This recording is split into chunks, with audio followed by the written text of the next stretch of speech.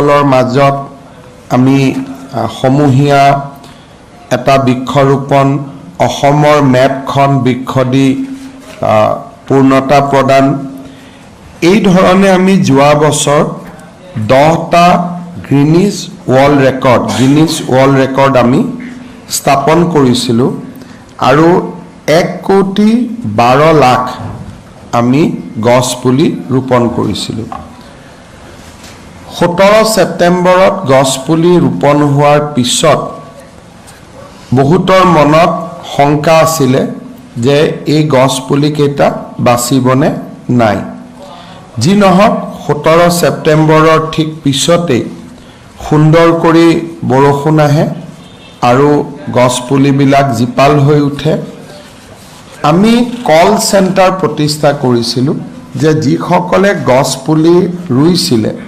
তেওঁলোকক আমি নিৰন্তৰভাৱে যোৱা বছৰটোত কল চেণ্টাৰৰ পৰা আমি ফোন কৰিছিলোঁ যে গছ পুলিবিলাক বাচি আছে নে নাই আৰু কৰবাত যদি গছ পুলিৰ মৃত্যু হৈছে বা মৰিছিলে আমি তাক লগে লগে ৰিপ্লেচ কৰি দিয়াৰো ব্যৱস্থা কৰিছিলোঁ আজি আমি আপোনালোকক অত্যন্ত আনন্দ সহকাৰে জনাব খোজো যে এই 1,12,00,000 গছ পুলি 90% গছ পুলি জীয়াই আছে আৰু সুন্দৰ কৰি প্ৰতিপালিত হৈছে এই গছ পুলিখিনি জীয়াই থকাৰ মূল কাৰণটোৱে আছিল যে কমিউনিটি প্ল্যান্টেশন নাছিলে যে আমি ৰাস্তাৰ দুই কাষে গছ পুলি ৰুই দিম তেনেকুৱা প্ল্যান্টেশন নাছিলে এই প্ল্যান্টেশন বিলাক মেইনলি আমি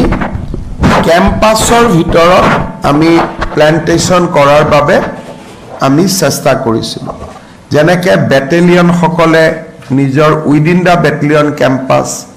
স্কুলে উইদিন দা স্কুল ক্যাম্পাস আৰু ব্যক্তি বিশেষে যি গছ পুলি ৰোপণ কৰিছিল বিশেষকৈ সেলফ হেল্প গ্ৰুপৰ মহিলাসকলে তেওঁলোকে নিজৰ ঘৰত এই গছ পুলিবোৰ ৰোপণ কৰিছিল আৰু গছ পুলিবিলাক আমি এনেকৈ বিতৰণ কৰিছিলোঁ যাতে তাৰ এটা বাণিজ্যিক মূল্য থাকে যাতে মানুহৰ মনত এটা নিজে এটা যে এই গছ পুলি কেডাল আমি ডাঙৰ কৰিলে ভৱিষ্যতে ইয়াৰ পৰা আমি এটা বাণিজ্যিক মূল্য পাম আৰু সেই কাৰণে আমি অগৰৰ দৰে যিবিলাক গছৰ এটা বাণিজ্যিক মূল্য আছে তেনেকুৱা ধৰণৰ গছ পুলিও আমি ৰোপণ কৰিছিলোঁ আৰু তাৰ লগত শাল চেগুন এই ধৰণৰ গছ পুলি আমি দিছিলোঁ যাতে এটা নিৰ্দিষ্ট সময়ৰ পিছত ৰাইজে সেই গছ পুলি কেইটি ব্যৱসায়িকভাৱে ব্যৱহাৰ কৰিব পাৰে ব্যৱসায়িক মূল্য থকা কাৰণে আৰু পৰিবেশৰ ওপৰত এটা বহল যেটো ক'ব গ'লে আমি বৰ্তমানৰ যিবিলাক প্ৰত্যাহ্বান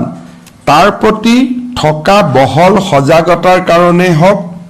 বা গছৰ প্ৰতি মানুহৰ যেটো সহজাত মৰম যেটো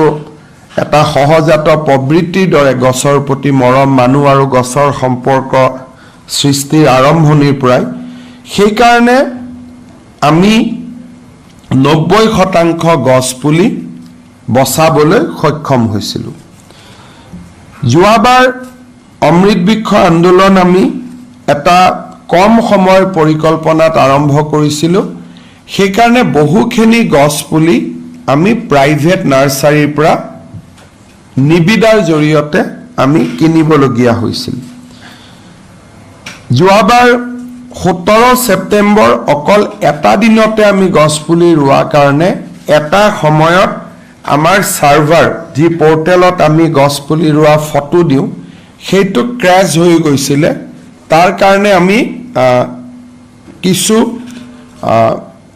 এটা সংখ্যাৰ মাজেৰেও কিছু সময় আমি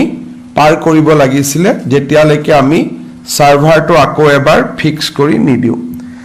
ডিস্ট্ৰিবিউশন পইণ্ট কম হোৱা কাৰণে মানুহৰ যেটো গছ পুলি কোনোবা এটা স্থানৰ পৰা আন এটা স্থানলৈ লৈ যাওঁতে কিছু কষ্টৰো সন্মুখীন হৈছিল আমি আমাৰ চৰকাৰখনৰ এটা বিশেষত্ব হ'ল যে আমি পুৰণা অভিজ্ঞতাৰ পৰা শিকিবৰ বাবে যত্ন কৰোঁ।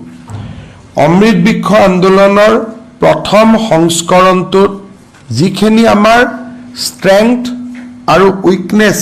আমি দেখা পালোঁ, তাৰ পৰা আমি যোৱা বছৰটোত শিকিলোঁ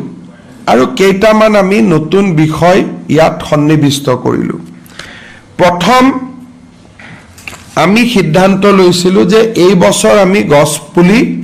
ব্যক্তিগতভাৱে নিকিনো, বন বিভাগৰ নাৰ্চাৰীসমূহতে আমি গোটেই বছৰটো আমি গছপুলি আমি ৰোপণ কৰি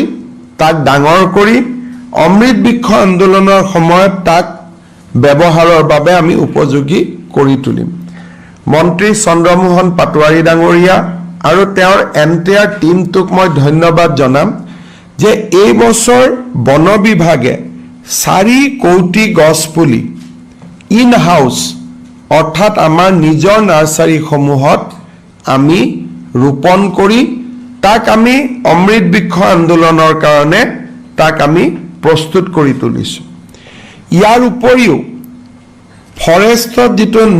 দৈনন্দিন যিটো প্লান্টেশ্যন হয় তাৰ কাৰণেও আমি অতিৰিক্তকৈ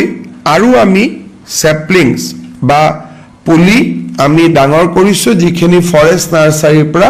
ফৰেষ্টতে ৰূপায়ণ হ'ব। আমি এটা দেখিছিলোঁ যে এটা দিনতে যদি আমি গছ পুলি ৰুওঁ, গিনিজ ৱৰ্ল্ড ৰেকৰ্ডৰ কাৰণে যোৱাবাৰ আমি কৰিছিলোঁ, কিন্তু মানুহখিনিয়ে গোটেই ডিপাৰ্টমেণ্টৰ অফিচাৰখিনিয়ে সকলো জেগাতে সিঁচৰিত হৈ সকলোকে যিটো প্ৰাইভেট নলেজ বা অকণমান কেনেকৈ গছপুলিডাল ৰুব লাগে, কেনেকৈ কি কৰিব লাগে, তাৰ যিখিনি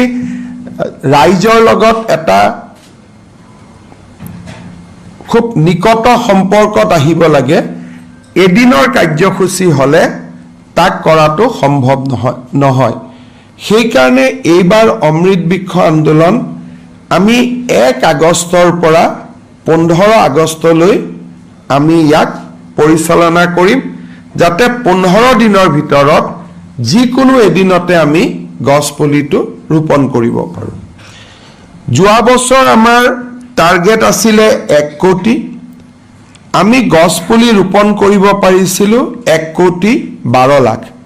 তাৰমানে যোৱাবাৰ আমি টাৰ্গেট এক্সিড কৰিছিলোঁ। সেই সফলতাত উৎসাহিত হৈ এইবাৰ আমি টাৰ্গেট 3 কোটি ৰাখিছোঁ, যে যোৱাবাৰ আমি 1 কোটি গছপুলি ৰুইছিলোঁ, এইবাৰ আমি 3 কোটি গছপুলি ৰুম আৰু ভৱিষ্যতৰ দিনত আমি আৰু গছপুলি বেছিকৈ ৰূপায়ণৰ বাবে আমি চেষ্টা কৰিম। আমাৰ টোটেল টাৰ্গেটটো হ'ল যে 10 কোটি গছপুলি আমি 3 বা 4 বছৰৰ ভিতৰত আমি ৰোপণ কৰিব লাগে।